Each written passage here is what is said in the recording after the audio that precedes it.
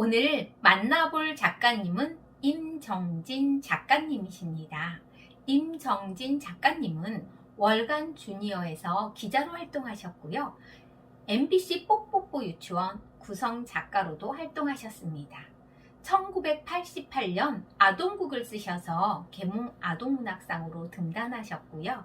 2013년 바우더기로 한국 아동문학상을 받았고 2021년 올해 열린아동문학상을 수상하셨습니다. 선생님의 대표 작품으로는 행복은 성적순이 아니잖아요. 나보다 작은 형, 개구리 세상 구경 등이 있습니다.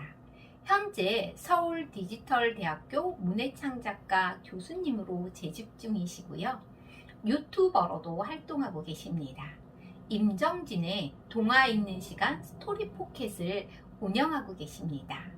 구독과 좋아요로 응원해주세요.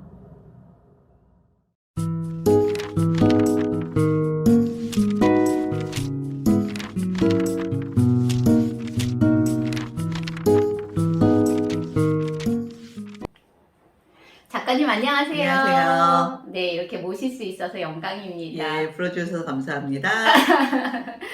작가님은 1988년도에 등단하셨고 예. 그리고 오늘 2021년 현재까지 33년 동안 참 많은 작품을 쓰셨습니다. 예. 특히 행복은 성적순이 아니잖아요. 청소년 소설로 베스트셀러 작가님이 되셨고 예, 그게 또 89년도였어요. 아, 89년이요? 아, 그러셨군요. 등단한 다음에. 예. 아, 다음에 와.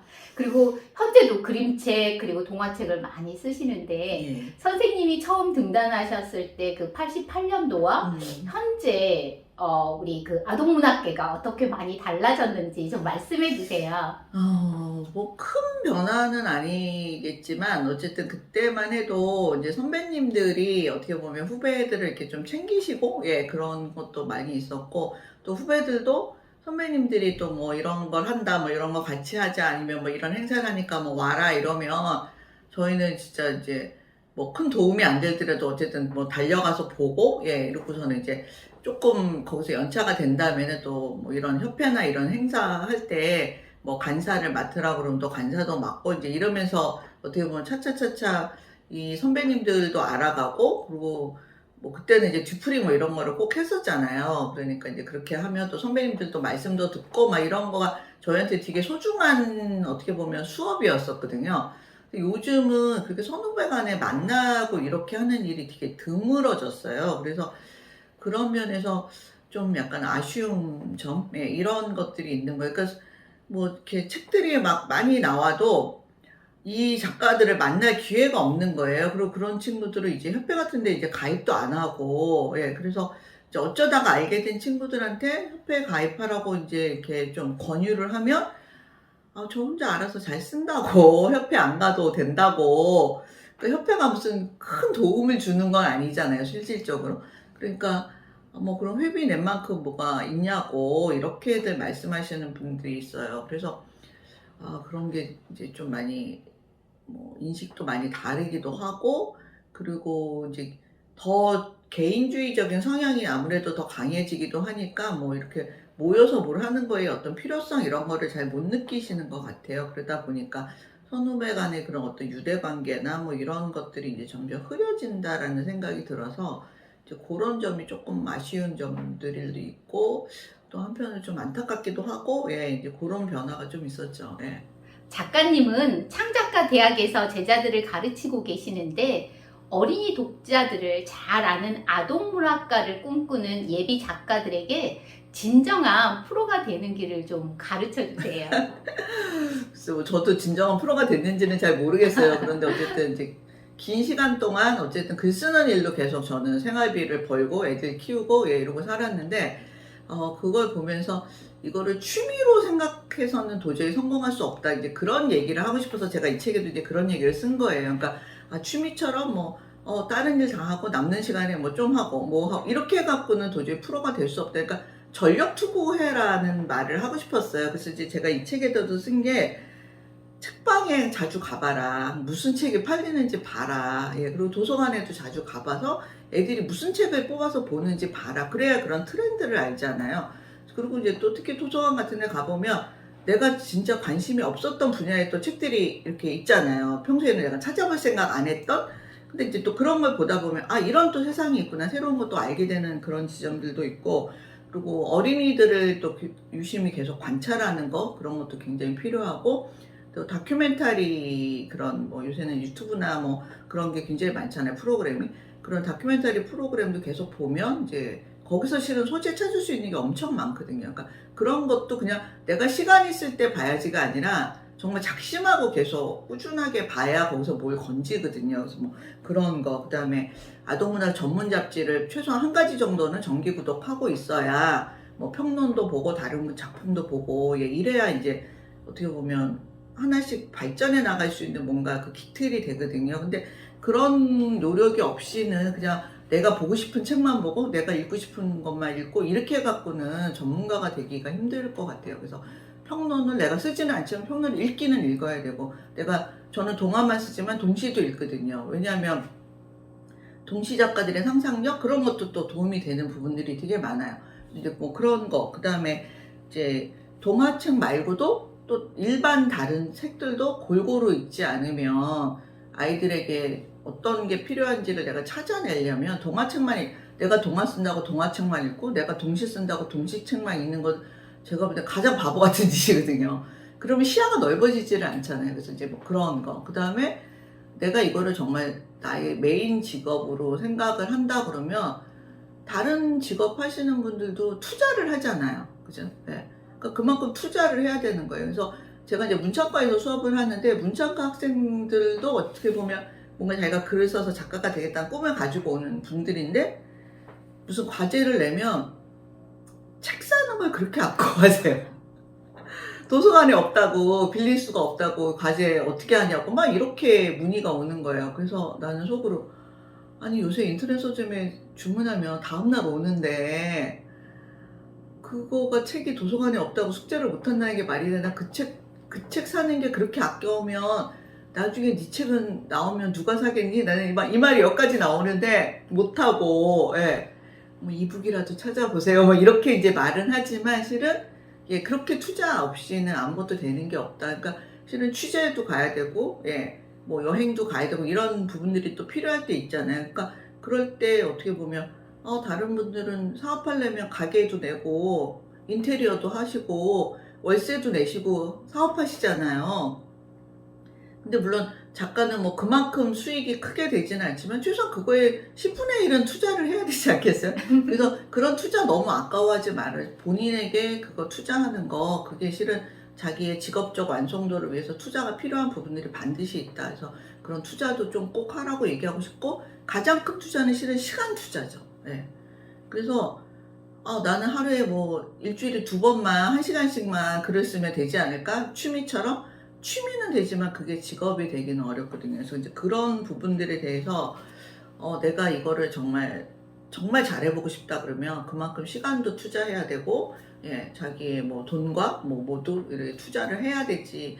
그렇게 딴 것도 다 완벽하게 하고 싶고, 예, 이것도 하고 싶고 친구들과 노는 것도 다 하고, 예, 이렇게 해갖고는 안 되는 거지. 뭔가 한쪽은 좀, 예, 포기하거나 줄여야 되는 부분들이 반드시 있거든요. 그래서 그런 거, 그 다음에 이제 뭐 책을 쓴다고 해서 책만 보는 것도 실은, 예, 그것도 또 어떻게 보면 뭐 어린이 책 아니라 다른 책은 많이 보더라도 다른 예술 분야에 대해서도 관심을 갖는 게 저는 굉장히 필요하다고 보거든요. 그래서 뭐 전시회를 보러 간다든지 뭐 뮤지컬을 보러 간다든지 아니면 뭐 영화를 본다든지 하는 거 있잖아요. 아니면 무슨 지역에 무슨 축제가 있으면 그것도 직접 가서 보고, 예, 이러면서 소재를 찾아야지, 앉아서 어떻게 보면 남들이 요새는 직접 안 가도 뭐 자료 찾으면 인터넷에 다 있잖아요. 또 이렇게 학생들은 얘기를 해요. 그래서 그거는 그 사람의 눈으로 본 거잖아요. 근데 직접 가서 내 눈으로 보면 내가 소중하게 생각하는 것들이 또 따로 있거든요. 그래서 남이 그렇게 블로그에 무슨 올려놓은 거, 뭐 인터넷에 올려놓은 거,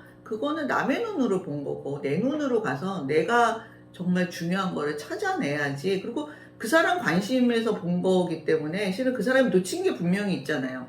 다 관심사가 다르니까.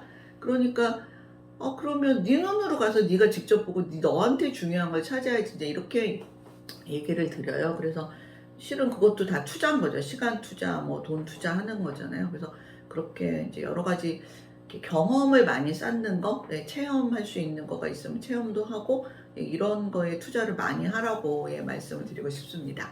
아우, 너무 감사합니다. 정말 실질적인 이야기를 해주셔서 저도 글을 쓰지만 막 찔렸습니다.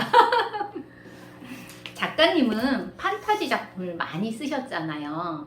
그런데 그러면 판타지에서 현실로 또는 현실에서 판타지로 들어가는 장치를 어떻게 처리하시는지 작가님만의 좀 비밀 노트를 공개해 주세요. 뭐 비밀 노트가 뭐 따로 있지는 않고요. 그러니까 특히 이제 어린이들의 어떤 심리적인 특성이 애들이 인형을 주면 인형하고 막 대화하잖아요. 그리고 뭐 돌멩이한테도 말하고, 그러니까 얘네들은 이제 만물에 다 영혼이 있다라고 생각하는 그런 시절이기 때문에 이제 그게 어른이 점점 되면서 그게 이제 단절이 되는 거잖아요.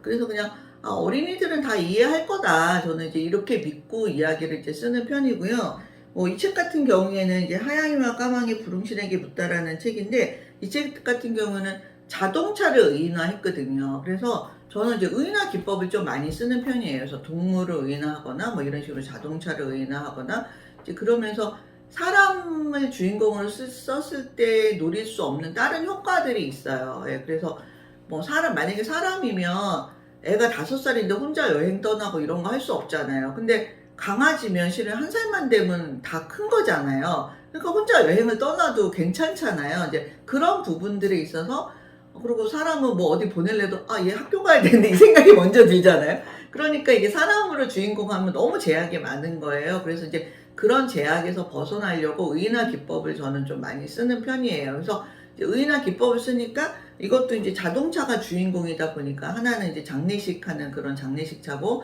하나는 이제 그 응급실에서 하는 앰뷸런스 차거든요. 그래서 둘이 결혼하는 얘기거든요. 그래서 이제 이 얘기를 쓰면서 이게 어떻게 사랑해서 이제 부부가 되고 또 아이를 낳았을 때 그 아이들이 또 각자 자기의 재능을 찾아서 일을 찾아서 떠나는 그런 얘기가 나와요. 그래서 그리고 이제 나중에는 이제 죽음에 다다랐을 때 어떻게 자기 인생을 정리하고 죽는가 뭐 이런 얘기를 하는데, 이거를 사람으로 하면 너무 복잡해지는 거예요. 너무 복잡해지고 너무 또 심각해지는 거예요.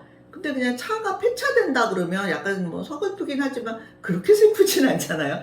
그래서 이제 그런 것들이 이제 제가 사람을 굳이 데리고 와서 사람 얘기로 하는 것보다는 의인화된 어떤 물체나 동물이 얘기를 하는 게 제가 이야기를 쓰기가 좀 편한 점들이 있었어요. 그래서 이제 의인화 기법을 많이 쓰는 거였고, 그러다 보니까 이제 판타지와 뭐 생활의 어떤 경계 이거를 굳이 생각하지 않아도, 왜냐하면 의인화 기법 자체가 이미 많은 거를 이제 커버를 다 해버리니까, 예, 그래서 이제 의인화 기법을 좀 많이 쓰는 편입니다. 작가님은 개구리 세상 구경, 그 다음에 채식 흡혈귀 딩동 등 기발한 생각의 전환으로 아동들에게 사랑받는 작품을 쓰고 계시는데, 작가님만의 다르게 생각하기를 위한 준비 운동법을 좀 구체적으로 소개해 주세요. 구체적으로 소개할 만한 무슨 비법이 딱 있는 건 아닌데요. 근데 어쨌든 이제 책을 쓰려고 생각했을 때 이제 나 이번에 무슨 얘기를 쓰고 싶다라고 생각했을 때 기존에 있는 책과는 다르게 써야 되잖아요. 그러니까 나만의 차별화 전략이 필요한 거예요. 그러니까 소재 자체는 어떻게 보면 뭐 많은 작가들이 다 이미 썼던 소재인 경우가 뭐 거의 대부분이죠. 내가 세상에 없는 소재를 어디서 찾아오기는 힘들잖아요.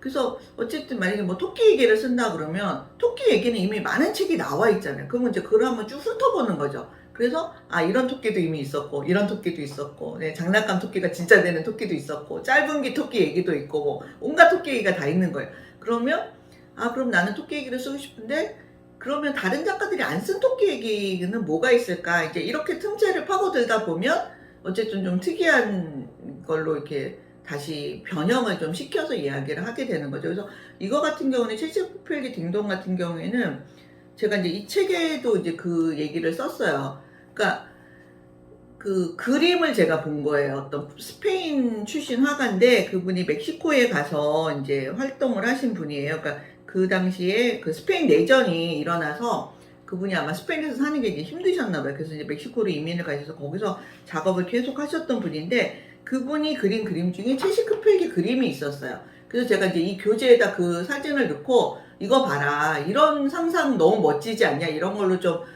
동화를 쓰면 얼마나 좋겠냐라고 말한 지가 10년이 넘은 거예요. 이 책 나온 지가. 아무도 안 쓰는 거예요. 그래서 아무도 안 쓰는 내가 써야겠구나.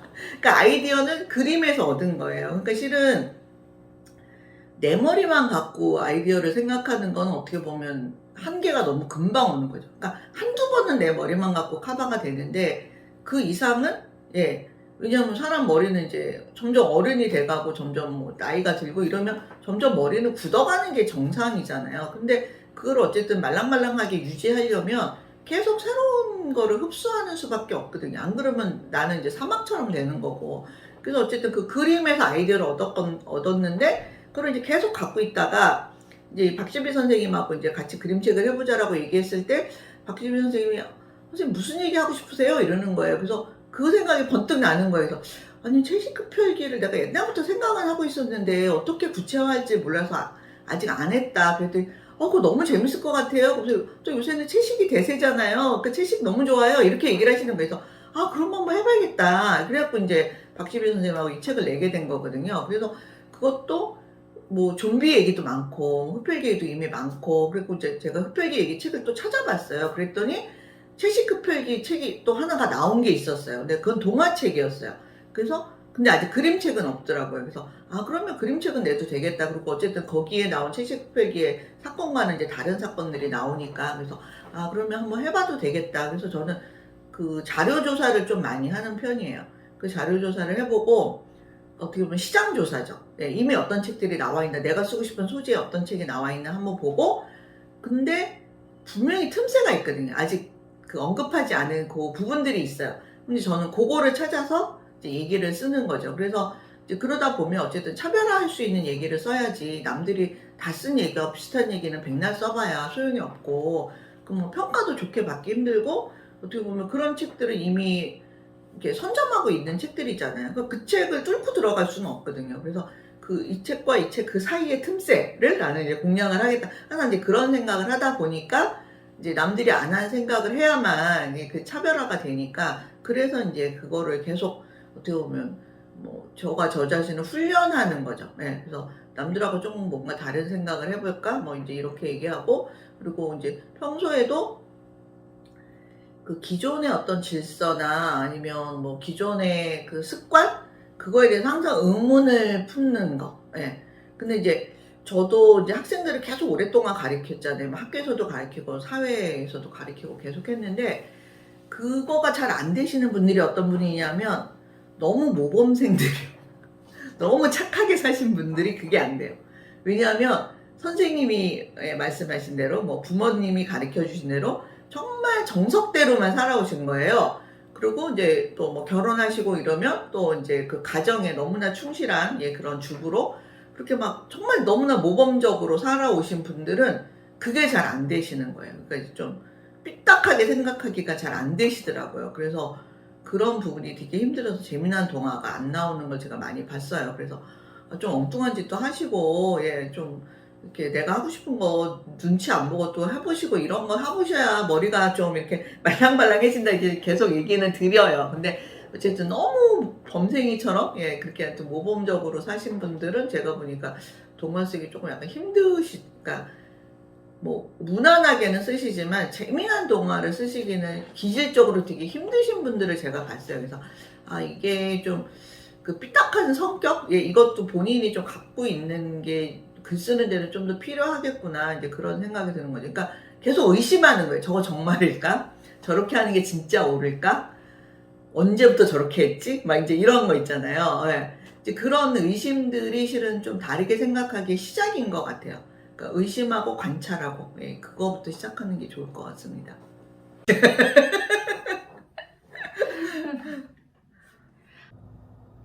반가운 임정진 작가님과 긴 시간 많은 대화를 나누었습니다. 그래서 이번 영상은 1탄, 2탄으로 나누어 편집을 했습니다. 2탄에서 본격적으로 채식 흡혈귀 딩동도 만나보고요. 임정진 작가님의 IBBY 활동과 KBB 활동도 들어보도록 하겠습니다. 그리고 우리나라 작가님 중에 린드그렌상을 받은 분이 계시다고 합니다.